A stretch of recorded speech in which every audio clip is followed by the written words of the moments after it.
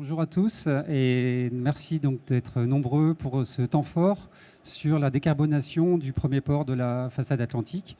On a le plaisir d'avoir trois personnes qui vont vous parler de la décarbonation. Je suis Erwan Rio, en charge de l'hydrogène pour la région Pays de la Loire. Roland Marion, conseiller à la transition énergétique, va vous exposer un peu quel est le positionnement de la région. Mathieu Guéné présentera un exemple d'application sur l'hydrogène avec Life. Et Julien Dujardin, directeur général adjoint du Grand Port Maritime de Nantes-Saint-Nazaire, vous précisera aussi quel est le positionnement du Grand Port sur cette décarbonation. Alors on va commencer tout de suite avec Roland, Marion. Quelle pourrait être selon vous la position de la transition énergétique en région? Comment est-ce qu'on évolue sur ce domaine? Bonjour à tous. Je veux bien dresser rapidement un portrait de ce qu'est la région aujourd'hui et de la manière dont elle se projette à l'horizon 2050 dans son schéma régional d'aménagement, de développement durable et d'égalité des territoires. On a sur la question énergétique au moins deux grands enjeux partagés. Le premier, c'est d'être une région à énergie positive en 2050. Et le deuxième, c'est d'être une région décarbonée en 2050. Alors sur la question de l'énergie positive, ça signifie pas mal de choses. Les gros consommateurs d'énergie, c'est d'abord le bâtiment, ensuite le transport, agriculture et industrie plutôt derrière. Et ça veut dire qu'il va falloir qu'on renforce toutes nos sources d'énergie, en particulier les énergies renouvelables, avec trois grands domaines. Premièrement, l'offshore, les EMR offshore. On a notre premier parc éolien offshore et on vise 2 puis 3 parcs éoliens offshore. La méthanisation et puis le solaire photovoltaïque. En matière de décarbonation, les enjeux, les impacts s'inversent un peu puisqu'on a en gros 30% du carbone qui est lié à l'industrie, 30% du carbone qui est lié au transport, 30% du carbone qui est lié à l'agriculture et plus accessoirement du carbone issu émis par le bâtiment. Donc au-delà des enjeux de production d'énergie, dans une région, je le rappelle, qui est extrêmement attractive et qui va donc accueillir 800 000 personnes à l'horizon 2050. On est 3,8 millions aujourd'hui, on sera 800 000 de plus. L'enjeu est démultiplié par cette question démographique. Et donc le premier objet sera évidemment de réduire toutes les sources d'émissions de CO2 et d'énergie par des grands programmes de rénovation thermique, par exemple sur le bâtiment. Et ensuite, on aura évidemment la question de l'hydrogène, mais qui ne s'intègre pas dans le mix énergétique de production d'électricité, puisque ce sera en fait un vecteur intermédiaire entre l'énergie et l'utilisation de l'énergie. Alors comment vous voyez la mise en place de l'hydrogène, précisément sur les axes que vous avez évoqués?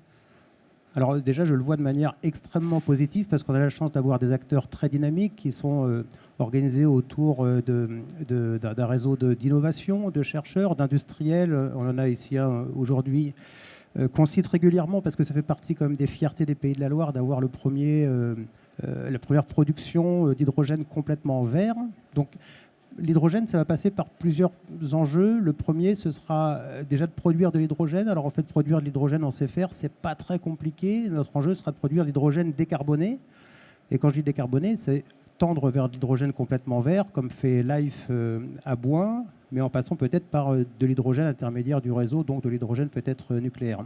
Je pense aujourd'hui que la production d'hydrogène, c'est un sujet sur lequel on voit bien les tendances qui vont permettre, à partir de biomasse, à partir du solaire, à partir du vent, comment est-ce qu'on va réussir à muter vers cet hydrogène vert. La question qui va être plus compliquée sans doute, c'est de la distribuer sur les territoires et de pousser les usages.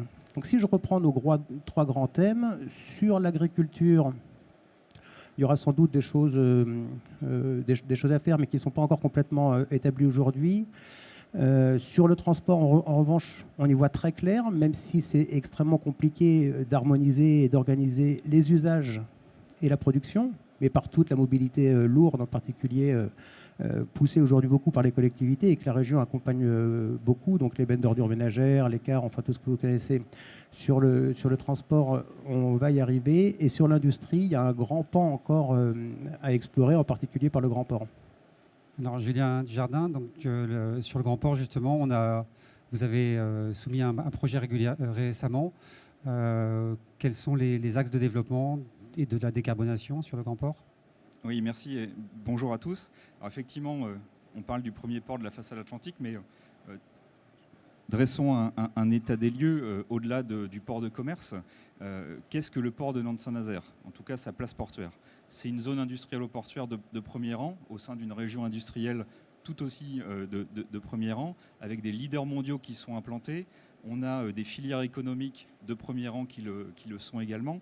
Et si on regarde quelques chiffres, c'est un peu plus de 500 entreprises, 28 500 emplois directs et indirects qui sont connectés au système portuaire et plus de 6 milliards d'euros qui sont exportés ou importés depuis le port de Nantes-Saint-Nazaire. C'est également un autre point, c'est une plateforme énergétique de premier rang.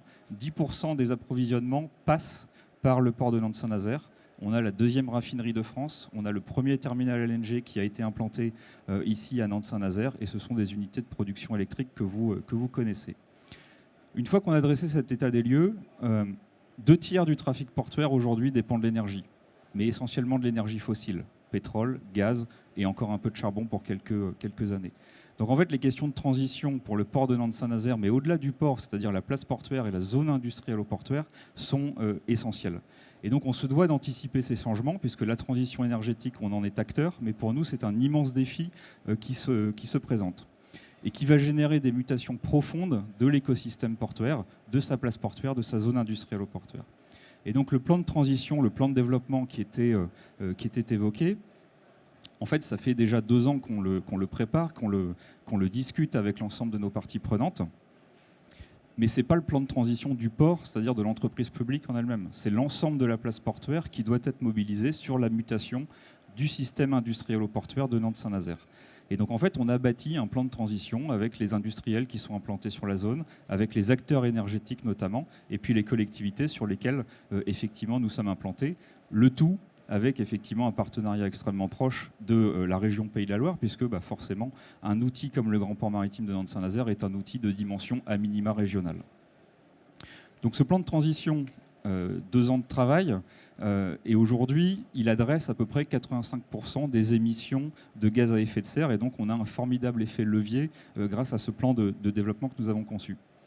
Et puis ce plan conçu depuis 2 ans, en fait, est venu à la rencontre d'une démarche assez innovante qui a été lancée par l'ADEME, qui est l'agence en charge des transitions énergétiques, dans le cadre d'un appel à projet qu'on trouve relativement ambitieux, relativement innovant, qui s'appelle les zones industrielles bas carbone. Et donc on a conçu, à un moment donné, les 2 approches se sont rencontrées pour créer la zone industrielle bas carbone de l'estuaire de la Loire.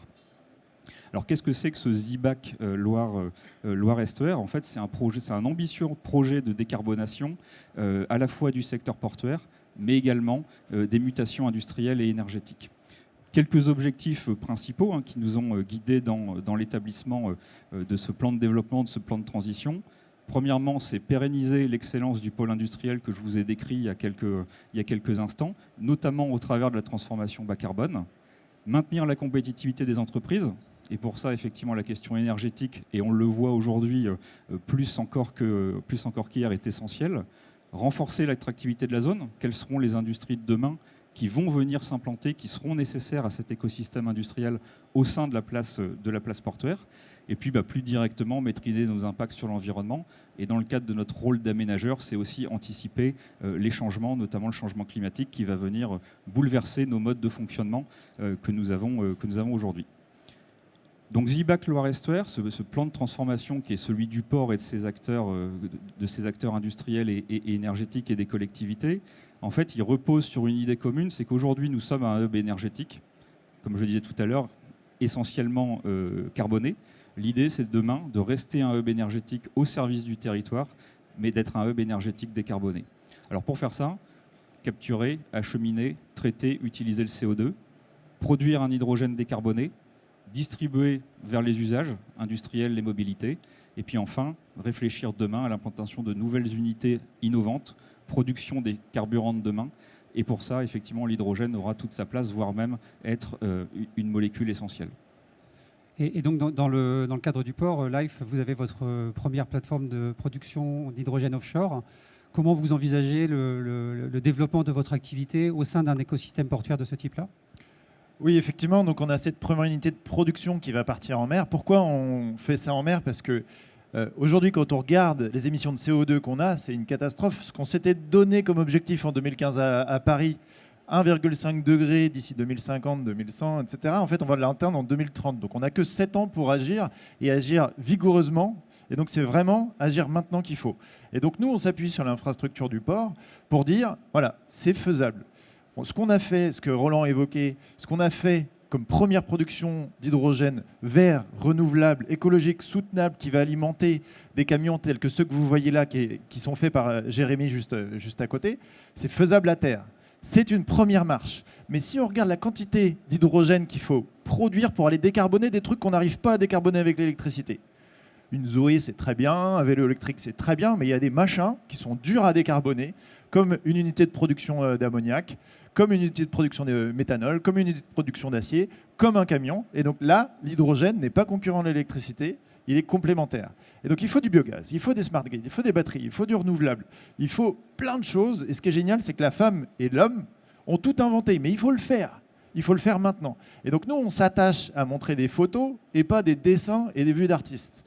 Quand vous viendrez sur notre stand chez Live, vous verrez des photos, pas des vues d'artistes. Donc nous, on fait et on démontre que c'est faisable maintenant, que c'est bancable maintenant, qu'on peut créer de l'emploi, qu'on peut avoir un impact écologique, qu'on peut être heureux en le faisant et qu'on peut être souverain en termes d'énergie. On a vu que mettre les mains de notre avenir dans des pays qui sont dirigés par des fous furieux, c'est un peu risqué. Et on peut le produire localement, cette énergie. Par contre, quand vous regardez l'électricité, c'est fastoche à décarboner. Honnêtement, tout le monde parle de l'électricité, c'est pas ça le problème.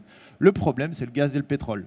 Vous regardez, vous avez 450 TWh d'électricité qui sont produites et consommées en France. Vous avez le double de gaz et le pétrole. Et donc, c'est ça qu'il faut attaquer. C'est ça le problème. C'est pas l'électricité, c'est pas le nucléaire, c'est pas ça, c'est le gaz et le pétrole. Et là, il vous faut des quantités d'énergie astronomiques.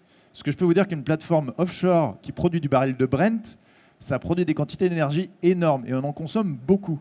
Et donc si on regarde, aujourd'hui, on peut faire les premières marches de production d'hydrogène pour aller décarboner le début des flottes de bus, le début des camions, le début des producteurs d'acier, etc.